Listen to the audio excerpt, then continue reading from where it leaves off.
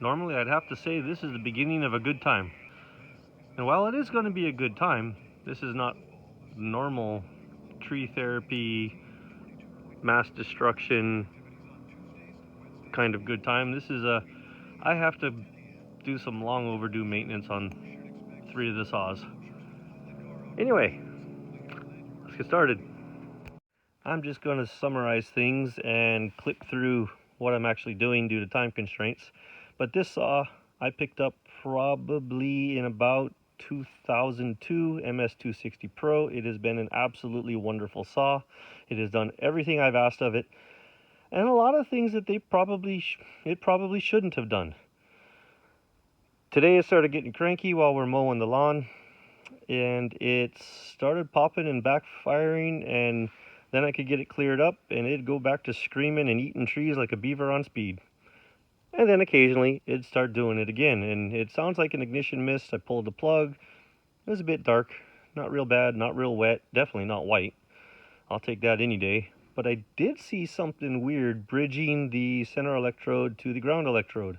Cleaned it off, fired it up, ripped like a pissed off angry kitten. So thought it was good to go, started doing it later. Fresh fuel. I'm going to have to give up, and I hate admitting this on YouTube, but it's the truth. I have never pulled a spark arrestor. I don't think I've even changed a fuel filter in this. I've cleaned the air filter a few times. Spark plug has never been changed. Honestly, I dislike maintenance. I understand the concept of it, but usually find myself having a lack of time. But being how much equipment costs nowadays, being the fact that these are Stihl, being the fact that I absolutely love all my saws and have a somewhat strange fetish for them, it's time. Alrighty, well, thanks to the power of editing and video voodoo, saw's torn down a bit, and what I was wondering about has happened again. It's kind of a strange thing. I've never seen it before, so hey, if you've seen this before and know something about the cause, by all means, please feel free to comment and give me a heads up. But the spark plug is bridging. The gap between the center electrode and the ground electrode, it's not metal, but it's enough to basically knock the spark out, give a carbon bridge or something. So I have a fresh plug, going to put it in. I'm guessing that'll cure everything for quite a while. I'll be able to pull the plug after a tank of fuel of hard running in the forest and get an idea what the mixture's looking like. It's running really good. For reference, there's the new plug. No bridging, nice and clean, brand new, gotta love it. But anyway, yeah, this is kind of a strange one. I've never seen a gap bridge, be it in cars. I've seen the ground electrode disappear, but never bridge. If you have any ideas, if you've seen it before, feel free to give me a heads up, and I'd love to hear your comments. It looks good. Backside of the cylinder by the exhaust port looks good. I don't see any scoring at all. So I'll put it back together, clean up a few things, and hopefully have one of my 350cc saws in play again.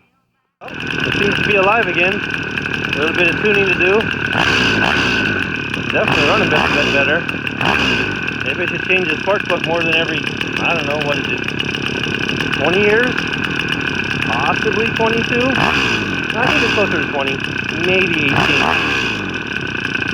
Well, I'll throw it in the forest in the morning and see what happens. On to the next saw.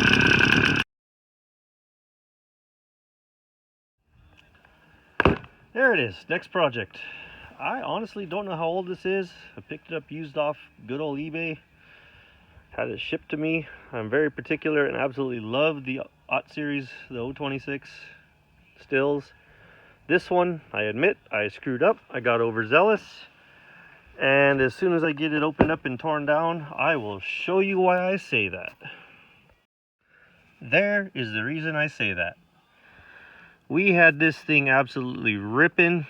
I even played around with the chain profiles, knocked the rakers down more than I honestly should have. This thing was cutting like crazy after reworking the chain. I was having too much fun keeping it up.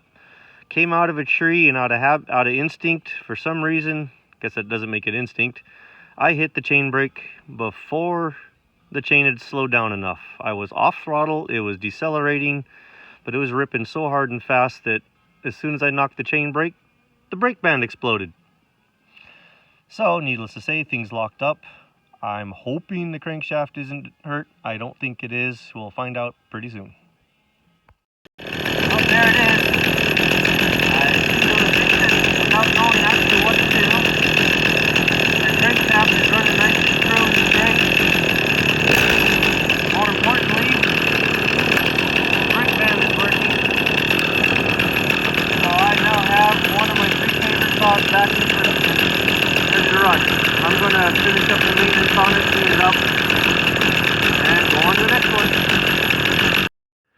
Running out of daylight, so I just jumped right on the third and final saw for tonight. This one is hard to call one a favorite.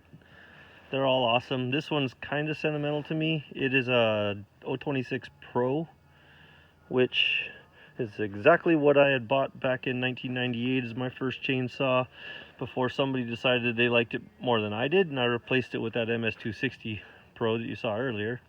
But this one has been giving me fits. It was running real great for a while. Then the last time I was using it, not so much. Let me find the flashlight. What I found, after changing the plug and everything else, checking fuel, one, I found an old fuel filter, that one right there, down inside the tank. And two, the fuel filter pickup that you see down there in the bottom was doubled up and wadded up, so it's kind of hanging halfway down. Needless to say, that would cause issues. I do not remember if it was that way before I started taking things apart and I was running it or not.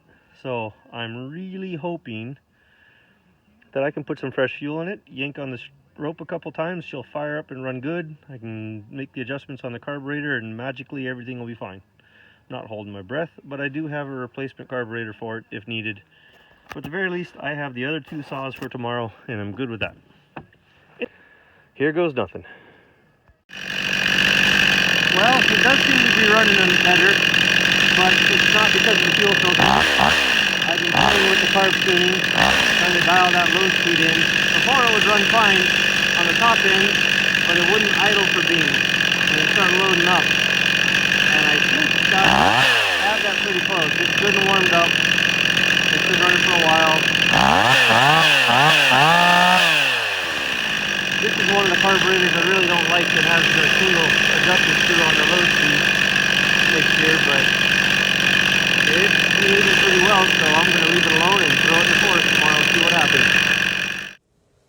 Well, that's it for this video. If you enjoyed it, give it a like, subscribe, and share it with friends that would enjoy watching the progress of this homestead being built.